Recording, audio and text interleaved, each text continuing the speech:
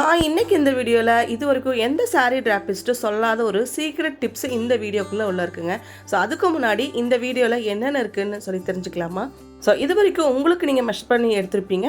ஒரு கிளைண்ட்டுக்கு எப்படி மெஷர் பண்ணணும் அப்படிங்கிறதும், வெறும் இந்த மாதிரி ஒரு அட்டையை வச்சுட்டு 11 பிளேட்ஸ் வரைக்கும் ரொம்பவே பர்ஃபெக்டாக சைட் அடிக்காமல் பல்லு பிளேட் எப்படி எடுக்கலாம் அப்படிங்கிறது பார்க்க போகிறோம். ஸோ நெக்ஸ்ட்டு எல்லாருக்கும் ரொம்பவே ஈகராக இருக்கிற பாயிண்ட் தான் வந்துட்டு இந்த ஃப்ரண்ட் பிளேட் மெஷர்மெண்ட் எப்படி எடுக்கிறது. நெக்ஸ்ட்டு சென்டர் பிளேட் எவ்வளோ ஈஸியாக எவ்வளோ பிளேட் வரைக்கும் எடுத்தால் பர்ஃபெக்டாக வரும். அப்போ கலர் யூஸ் பண்ணாமல் வெறும் ஸ்ட்ரைட்னர் மட்டும் வச்சு எப்படி ஃப்ளஃபி பிளேட் செட் பண்ணலாம், ஓகே அதை எப்படி பாக்ஸ் ஃபோல்ட் பண்ணலான்னு பார்க்கலாம்.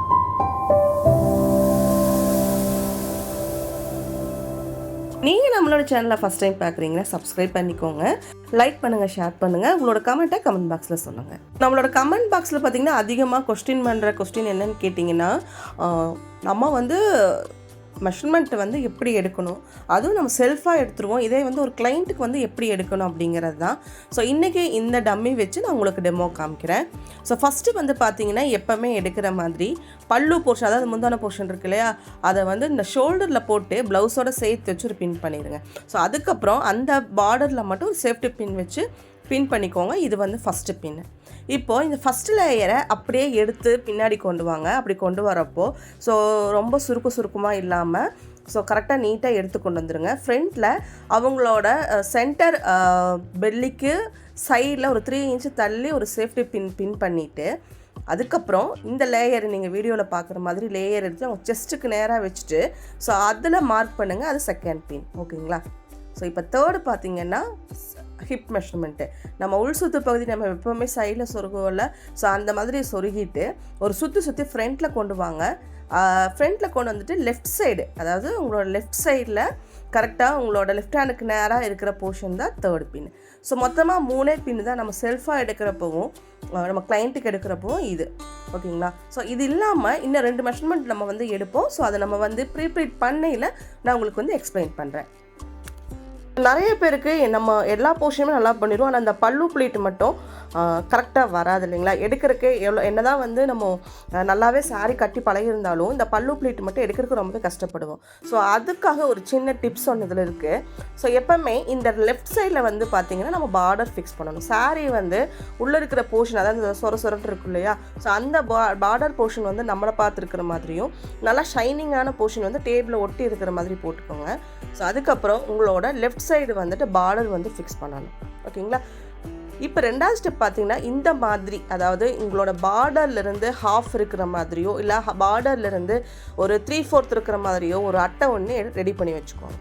இப்போ என்ன பண்ணிக்கிங்க, நம்ம ஃபோல்ட் பண்ணி வச்சுருக்கோம்ல, ஸோ அந்த கோட்டு மேலே கரெக்டாக வச்சுட்டு இப்போ என்ன பண்ணுங்கள், ஆப்போசிட் இருக்கிற முந்தான போர்ஷன் எடுத்து கிராஸில் போடுங்க, ஓகேங்களா? ஸோ இப்போ வந்து இந்த டாப்பில் வந்து இப்படி பிடிச்சிட்டு மறுபடியும் இப்போ என்ன பண்ணணும் அப்படின்னா இந்த அட்டையை எடுத்து கரெக்டாக என்ன பண்ணிக்கணும், மேலே வச்சுக்கோங்க.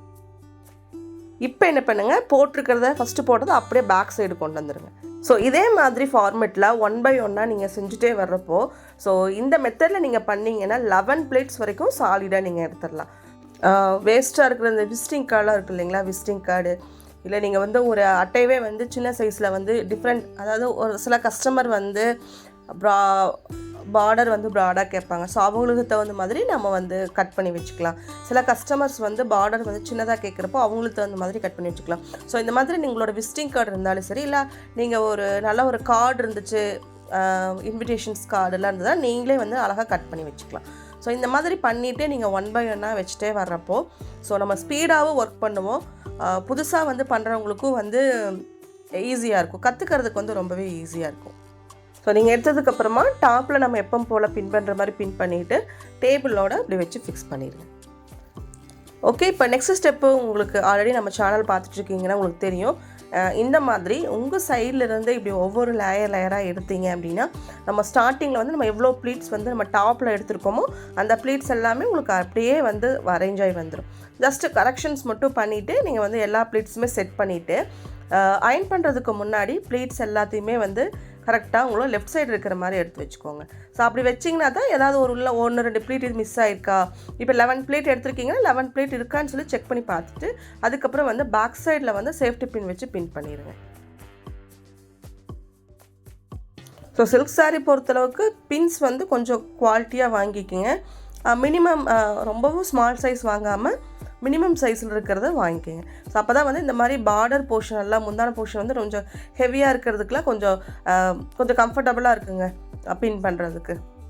ஸோ இப்படி எடுத்ததுக்கப்புறமா அயன் பண்ணி ஃபினிஷ் பண்ணிடுங்க.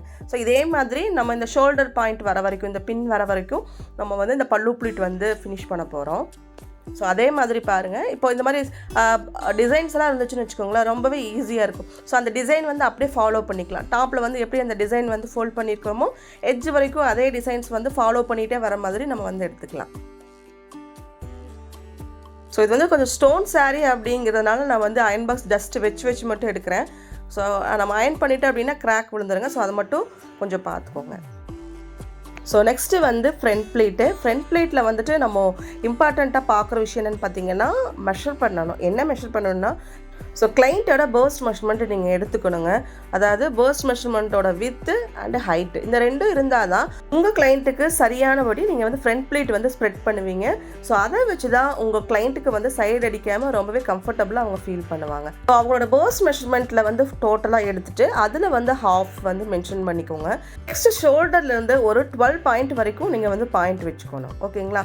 ஷோல்டர் பின்லேருந்து ஒரு 12 இன்ச்சஸ் கீழே வந்து இந்த மாதிரி ஒரு பால் பாயிண்ட் பின் வந்து வச்சு நீங்கள் வந்து மார்க் பண்ணிக்கிங்க. அட் த சேம் டைம் வந்து உங்களோட ரைட் சைடு பார்டர்லையும் அந்த பார்டரோட சேர்த்து டேபிளோட ஃபிக்ஸாக இருக்கிற மாதிரி அந்த இடத்துல ஒரு பின் பண்ணிக்கிங்க. ஸோ இப்போ நீங்கள் வந்து பார்க்கணும், இந்த பார்டர் டு பார்டர் வந்து நீங்கள் வந்து பார்க்கணும். அதாவது இப்போ ஃபார் எக்ஸாம்பிள் அவங்களுக்கு ஒரு 36 இருந்துச்சு அப்படின்னா, இப்போ 36ல் பாதி எவ்வளோ 18. ஸோ அந்த 18 வந்து அந்த 12 இன்ச்சுக்கு நேராக இருக்கிற மாதிரி பார்த்துக்கோங்க. ஸோ அப்படி பார்த்ததுக்கப்புறமா கரெக்டாக 18 இன்ச்சஸ் நீங்கள் வைக்கிறீங்கன்னா ஸ்ப்ரெட்டிங் வந்து உங்களோட லெஃப்ட் சைட்லேருந்து தான் நீங்கள் வந்து எடுத்து ஸ்ப்ரெட் பண்ணணும்.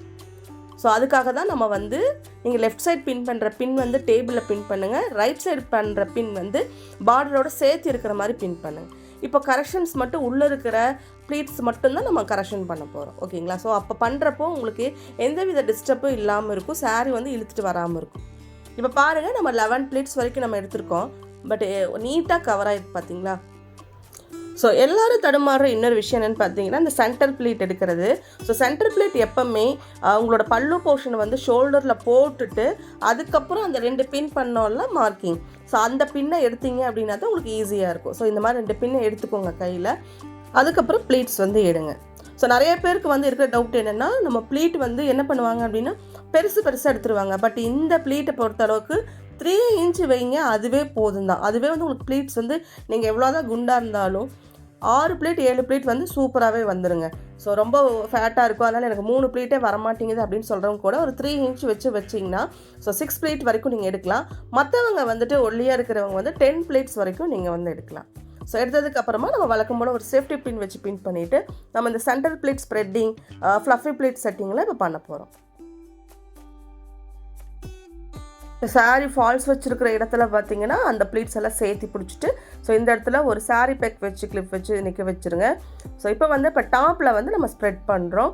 ஸோ உங்களோட டேஸ்ட்டுக்கு தகுந்த மாதிரி குட்டி குட்டியாக வச்சு ஸ்ப்ரெட் பண்ணலாம், இல்லை கொஞ்சம் ப்ராடாக வச்சு பண்ணுறவங்கனாலும் நீங்கள் பண்ணிக்கலாம். ஸோ அது உங்களோட டேஸ்ட்டுக்கு தகுந்த மாதிரி ஸ்ப்ரெட் பண்ணிவிட்டு கட்டாயம் இந்த இடத்துல வந்து ஒரு சேஃப்டி பின் வந்து பின் பண்ணிடுங்க.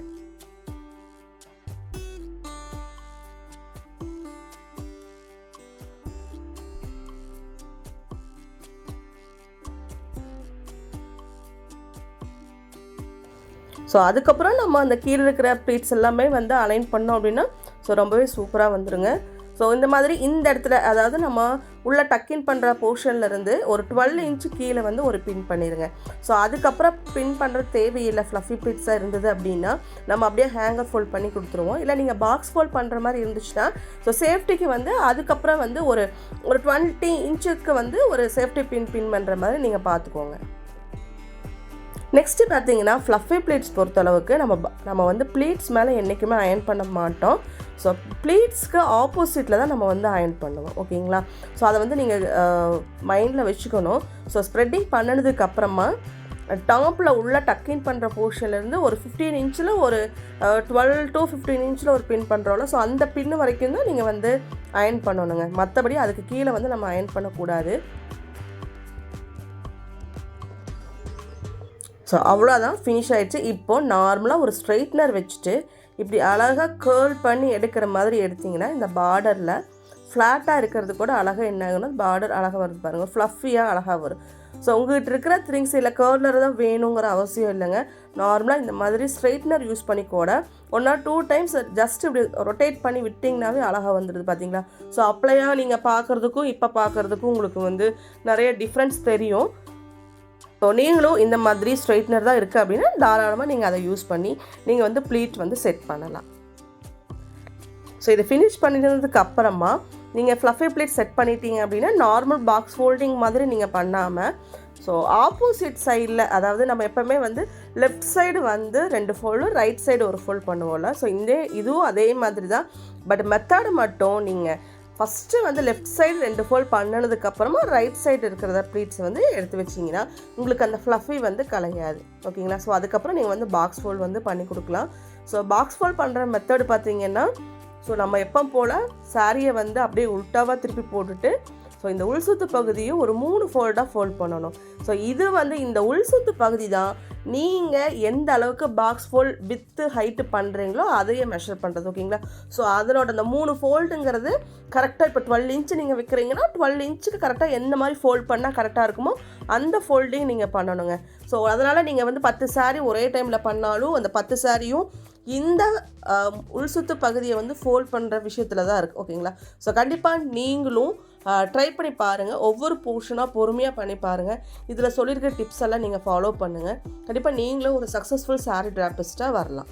ஸோ இந்த வீடியோ உங்களுக்கு பிடிச்சிருந்துச்சு, உங்களுக்கு பிரயோஜனமாக இருந்துச்சுன்னு நீங்கள் நினச்சிங்கன்னா நம்ம சேனலை சப்ஸ்கிரைப் பண்ணிக்கோங்க. உங்களோட கமெண்ட் பாக்ஸில் சொல்லுங்கள். தேங்க்யூ.